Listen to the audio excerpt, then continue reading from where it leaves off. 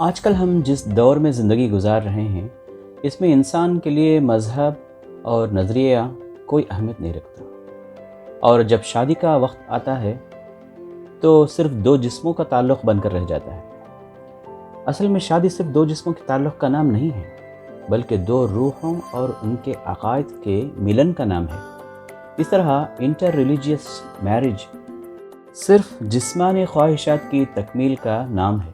السلام علیکم دوستو، میں یاسر صدیقی آپ کے ساتھ بندہ حاضر ہے۔ سمیر وانکھڑے شاہ رخ خان کے بیٹے آرین خان کو ڈرگس معاملے میں گرفتار کرنے کی وجہ سے میڈیا میں چھا گئے تھے۔ اب یہ معاملہ سیاسی رنگ اختیار کر گیا ہے، اور اس دوران آپ نے یہ بھی سنا کہ وانکھڑے نے ایک مسلمان لڑکی سے شادی کی تھی، جس کے لیے انہوں نے اپنا مذہب تبدیل کر لیا، نام بھی بدل لیا۔ پہلے مسلمان ہوئے اور اس کے بعد شبانہ قریشی سے شادی کر لی، بعد میں طلاق بھی دے دی۔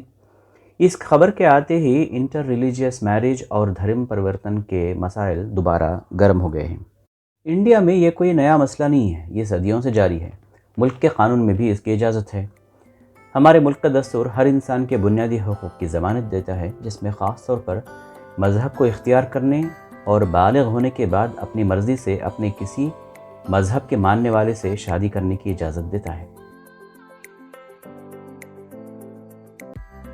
پیو ریسرچ فاؤنڈیشن کے سروے کے مطابق بھارت میں جب یہ سوال کیا گیا کہ انٹر ریلیجیس میرج کو قبول کیا جائے یا نہیں کیا جائے، تو تقریباً 80% لوگوں نے یہ شادی کے خلاف اپنی رائے دی۔ ان کا ماننا تھا کہ مذہب ان کے پاس سب سے زیادہ اہمیت رکھتا ہے۔ بھارت ایک ایسا ملک ہے جو ذات پات کے بندھنوں میں جکڑا ہوا ہے۔ اپنے آپ کو اعلیٰ ذات کہنے والے آج بھی نچلی ذات کی لڑکی کو قبول کرنے تیار نہیں ہوتے۔ سماجی بائیکاٹ کا سامنا ہوتا ہے۔ ایسی شادیاں محبت سے مغلوب ہو کر کی جاتی ہیں، جو بعد میں خاندان کی دشمنی اور دوسرے خاندانوں پر ظلم و تشدد پر ختم ہوتی ہیں۔ انسان کے لیے خاندان اور برادری کا تعاون ایک فطری ضرورت ہے۔ ایک دوسرے کا کلچر، رہن سہن کا فرق بھی اہمیت رکھتا ہے، اور اس کے ڈائریکٹ اثرات بچوں کی پرورش پر ہوتے ہیں۔ اس طرح ایک غیر فطری محبت کی شادی کا طریقہ رواج میں آ گیا ہے۔ سیلیبریٹیز کی زندگی سماج اور برادریوں کی ضرورت سے آزاد ہوتی ہے۔ خیالی اور رنگین دنیا کے یہ ہیروز ہماری حقیقی دنیا کے ہیروز نہیں ہو سکتے۔ بین مذہبی شادی ان کے نزدیک ایک فیشن ہے۔ بہت سی ایسی شادیاں کچھ دنوں بعد ٹوٹ بھی جاتی ہیں، اور بعض صورتوں میں ہیروز اپنا مذہب بدل لیتے ہیں، ہیروئن نے کچھ مذہب بدل لیتی ہیں، اور کبھی کبھی ہیرو اپنے مذہب پہ رہتا ہے اور ہیروئن اپنے مذہب پہ رہتی ہے۔ انٹر ریلیجیس میرج اب ایک ایسا رنگ اختیار کر گیا ہے جس کو فرقہ پرست لوگ اس کو لو جہاد کا نام دے کر ملک میں نفرت کا ماحول پیدا کرنے کی کوشش کر رہے ہیں، بلکہ اس کوشش میں کسی حد تک وہ کامیاب بھی ہو گئے ہیں۔ پچھلے کچھ سالوں سے غیر مسلم لڑکیاں اسلام سے متاثر ہو کر کسی مسلم نوجوان کی محبت میں گرفتار ہو کر شادیاں کرنے لگیں۔ میڈیا جب چاہے اس شدت کو اپنی مرضی سے نمایاں کرتا ہے۔ اسی طرح مسلم لڑکیاں بھی غیر مسلم لڑکوں کے ساتھ بھاگنے، فرار ہونے کے معاملات سامنے آ رہے ہیں۔ آپ نے سنا ہوگا کہ ابھی ان کے ہاں ایک مہم چلی ہوئی ہے کہ اسلام کو چھوڑنے اور ہندو مذہب قبول کرتے ہوئے غیر مسلم لڑکے مسلم لڑکی سے شادی کریں۔ اس کے لیے انعامات بھی دیے جا رہے ہیں۔ ہفتے میں 2 یا 3 ایسی بڑی خبریں آ جاتی ہیں جس میں یہ نمایاں طور پر معلوم ہوتا ہے کہ مسلم لڑکیاں غیر مسلم لڑکوں کے ساتھ فرار ہو گئی ہیں، یا انہیں گھر سے بھاگ کر جانے کے بعد تشدد کا نشانہ بنایا گیا اور وہ گھر واپس آ گئیں۔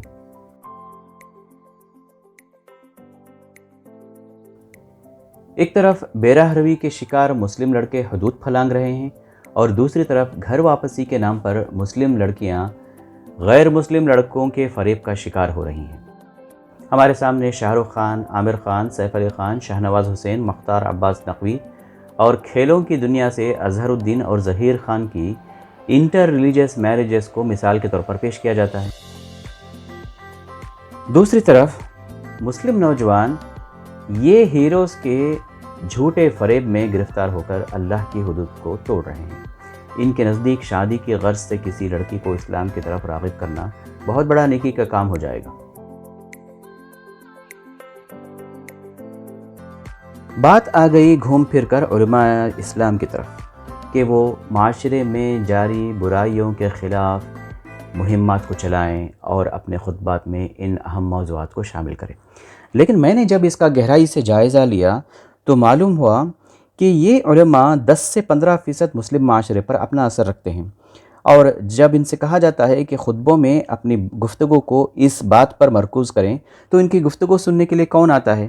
جبکہ جمعہ کے خطبے کے وقت میں اس وقت حاضری ہوتی ہے جب یہ اردو یا دوسری لینگویج کے خطبے ختم ہو جاتے ہیں اور عربی خطبہ شروع ہوتا ہے۔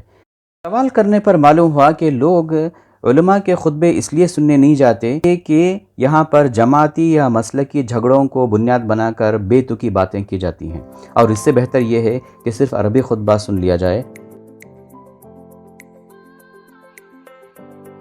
ضرورت اس بات کی ہے کہ اصلاح معاشرہ کا کام صرف علماء پر نہ چھوڑا جائے، بلکہ وہ طبقہ بھی اس میں حصہ داری ادا کرے جو مدارس سے باہر ہیں، کالجز میں پڑھے ہوئے ہیں اور دین اسلام کا فہم بھی رکھتے ہیں، شعور بھی رکھتے ہیں۔ وہ بھی اپنی اس ذمہ داری کو سمجھتے ہوئے نوجوان لڑکے اور لڑکیوں کے اندر کام کو وسیع کریں اور پھیلائیں۔ دوسری طرف ملک کے عوام کے سامنے یہ بات پرزور طریقے سے رکھنی چاہیے کہ اسلام میں شادی کوئی کھیل تماشا نہیں ہے کہ کوئی بھی محبت کی شادی کے نام پر کسی بھی مذہب کے لڑکی سے یا لڑکے سے شادی کے لیے ہاں کر دے اور شادی کے مقدس بندھن کو پامال کرے۔ لوگوں کو یہ بھی بتانا پڑے گا کہ جو کوئی شادی کے غرض سے مسلمان ہوا وہ صرف شادی کے لیے ہوا، اسلام سے اس کا کوئی واسطہ نہیں، اور اگر اسلام قبول کرنا چاہتا ہے تو اسے پورے کا پورا اسلام میں داخل ہونا ہوگا، دنیا و آخرت کی تباہی مقدر بن جائے گی۔ یہ بھی سمجھانا پڑے گا کہ اسلام میں خاندانی نظام اور شادی کا نظام کتنا فطری اور پاکیزہ ہے۔ دنیا کو یہ سمجھ میں آ جانا چاہیے کہ شاہ رخ ہوں یا عامر خان ہوں، سمیر وانکھڑے اس مقدس نظام کو بدنام اور برباد کرنے کے لیے مسلم معاشرہ اجازت نہیں دے سکتا۔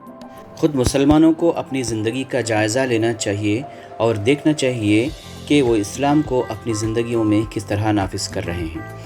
والدین ایمانداری کے ساتھ اسلام پر عمل پیرا ہوں تو بچے بھی صحیح تربیت پا سکیں گے۔ اسکول اور کالج کی پڑھائی کے ساتھ ساتھ اسلام دین کے متعلق صحیح عقائد بچوں کے گوش گزار کرنا بھی وقت کا اہم ترین تقاضا ہے۔ دنیا اور آخرت کی تعلیم کو دو خانوں میں بانٹ دینے کا یہ نتیجہ ہے کہ لڑکے اور لڑکیاں اسلام سے بیگانہ ہوتے جا رہے ہیں اور صرف کالج اور اسکول کی تعلیم کو ہی پوری تعلیم سمجھتے ہیں۔ یاد رکھنا چاہیے کہ اسلامی مدارس میں داخل ہونے والے مسلم معاشرے سے صرف 2% بچے ہوتے ہیں، اور صرف 2% پورے مسلم معاشرے کی نمائندگی نہیں کر سکتے، ان کے اصلاح حال کا کام نہیں کر سکتے، بلکہ سارے معاشرے کو اصلاح کے کام میں جٹ کر کام کرنے کی ضرورت ہے۔ آپ کا کیا خیال ہے دوستو؟ کمنٹ باکس میں لکھیں، لائک کریں اور شیئر کریں۔ مجھے یاسر صدیقی کو اب اجازت دیجیے، اگلے ایپیسوڈ تک کے لیے اپنا خیال رکھیے۔ اللہ حافظ۔